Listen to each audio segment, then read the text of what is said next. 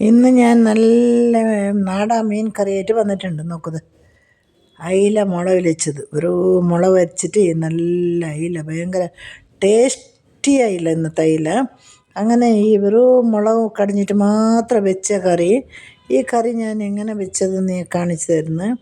ഈ കറി കുറേ ഗട്ടിയാകല, അങ്ങനെ വെള്ളവനെയല്ല, ശരിയായ ഒരു രീതിയിൽ വേണം.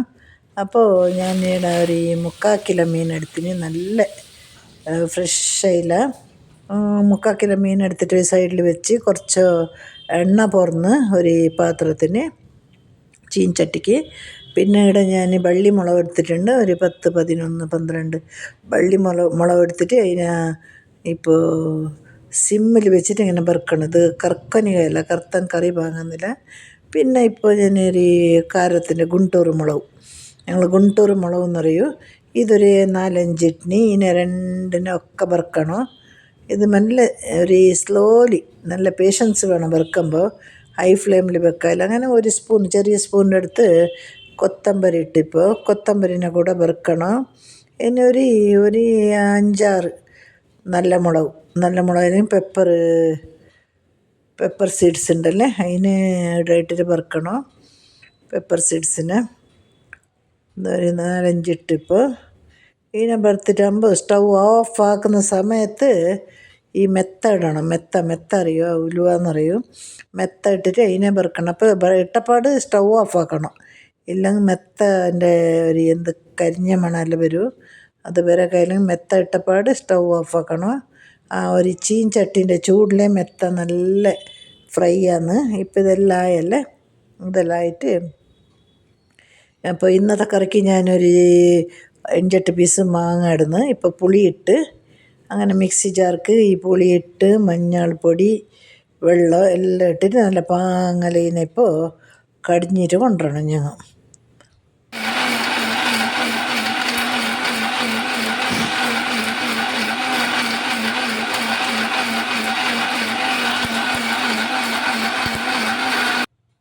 ഇപ്പോൾ കടിഞ്ഞിട്ടായി, നൈസായിട്ട് കടിഞ്ഞിട്ടായല്ലേ.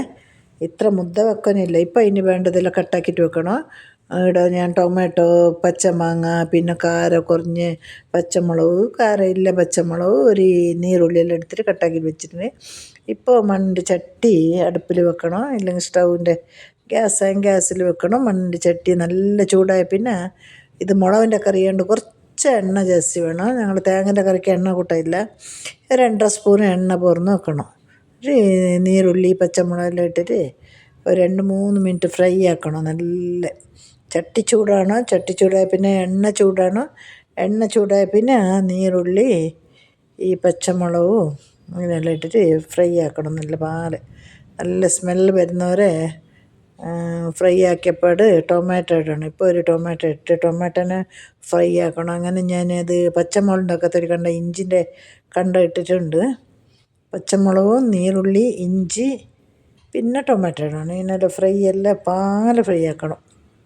ഇത് ഫ്രൈ ആക്കുമ്പോൾ ഹൈ ഫ്ലെയിമിൽ വെച്ചിട്ട് ഫ്രൈ ആക്കാം. മാത്രം അടുത്ത് നിന്നോളണം, ഇല്ലെങ്കിൽ അത് നീരുള്ളിയെല്ലാം ചോക്കനികയല്ല. ഇപ്പോൾ ഞങ്ങൾ കടിഞ്ഞിട്ട് വെച്ച് മുളകിൻ്റെ അരപ്പിനെ പോരെ.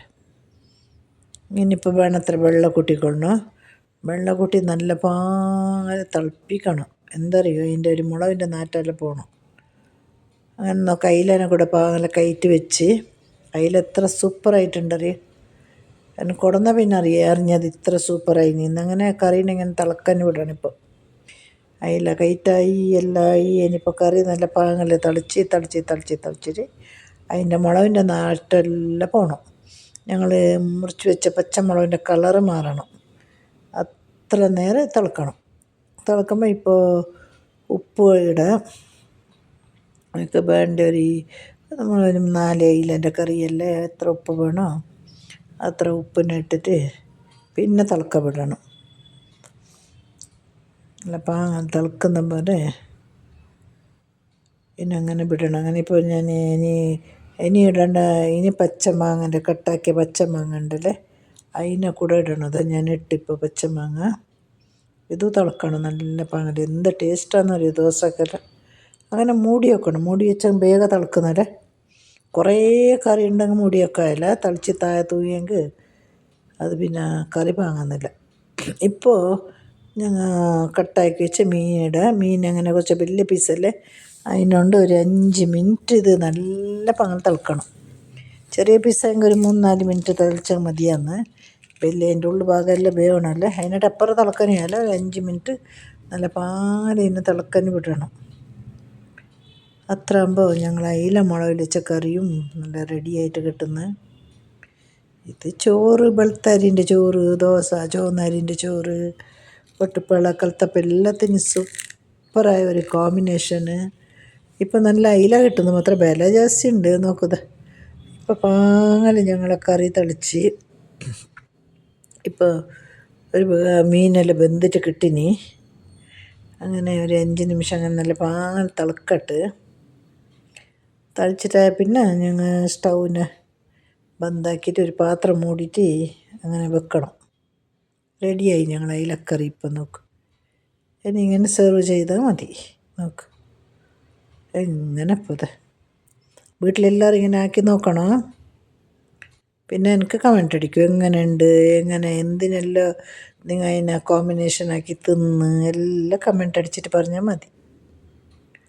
ഓക്കെ, ഇനി മറ്റൊരു നല്ല ഒരു കുക്കായിട്ട് ഞാൻ വരുന്നു. എല്ലാവർക്കും tata, bye bye, see you, take care.